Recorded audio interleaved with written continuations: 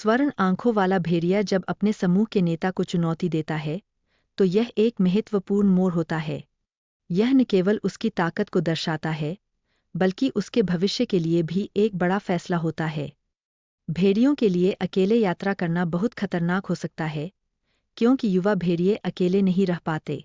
Slava पूरी तरह से इस खतरे से अनजान है और वह अपनी नई दुनिया की खोज में जुटा है। भेड़ियों की गंध पहचानने की अद्भुत क्षमता होती है और इसी से वे शिकार में सफल होते हैं। स्लावा की गंध पहचानने की क्षमता उसे जंगल में सही रास्ता चुनने में मदद कर रही है। भेड़ियों का जीवन बहुत कठिन होता है और अक्सर उन्हें अपने शिकार के अवशेष खाकर ही जीवन यापन करना पड़ता है।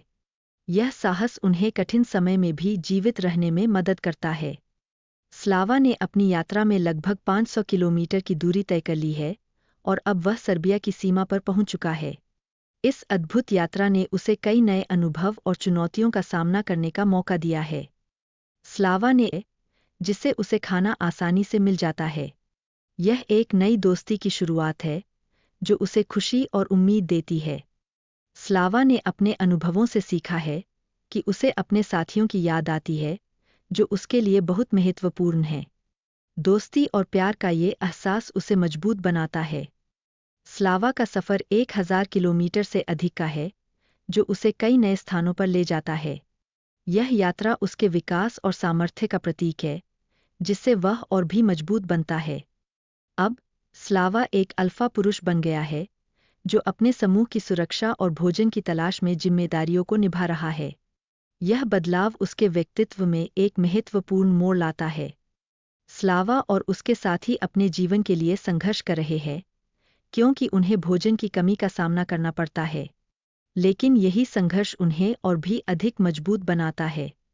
जब जंगल में अन्य भेड़ियों के साथ प्रतिस्पर्धा होती है तो स्लावा को अपनी ताकत और सामर्थ्य का प्रदर्शन करना पड़ता है।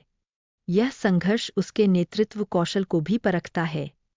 भेड़ियों की एकजुटता उनके समूह की ताकत को दिखाती है जिससे यह साफ होता है कि वे सभी मिलकर जीवन को जीते हैं। साथ मिलकर काम करना हमेशा फायदेमंद होता है। स्लावा की यात्रा में उसे प्राकृतिक और मानव दुनिया के बीच का अंतर समझ आता है जो उसकी समझ को और भी बढ़ाता है। यह उसकी क्षमता को निखारता है। भेड़ियों की संख्या यूरोप में 15,000 तक पहुंच गई है जो उनकी अनुकूलन क्षमता और जीवित रहने की ताकत को दर्शाता है। ये सब मिलकर एक नई कहानी लिखते हैं। स्पेन में शिकार के लिए बहुत सारे जीव हैं जिससे स्लावा और उसके परिवार को जीवन जीने में मदद मिलती है। यहाँ सभी जीव एक साथ रह सकते हैं। यह एक खुशहाल स्थान है। अब कई चरवाहे छोटे समूहों में जानवरों को रखते हैं जिससे उन्हें देखना और पालन करना आसान हो जाता है। यह सहअस्तित्व को बढ़ावा देने का एक शानदार तरीका है। स्लावा के परिवार का विस्तार हो रहा है जिसमें कुछ सदस्य अगली पीढ़ी की देखभाल में मदद करने के लिए तत्पर है। कुछ स्वतंत्र रूप से यात्रा करने के लिए भी प्रेरित होंगे।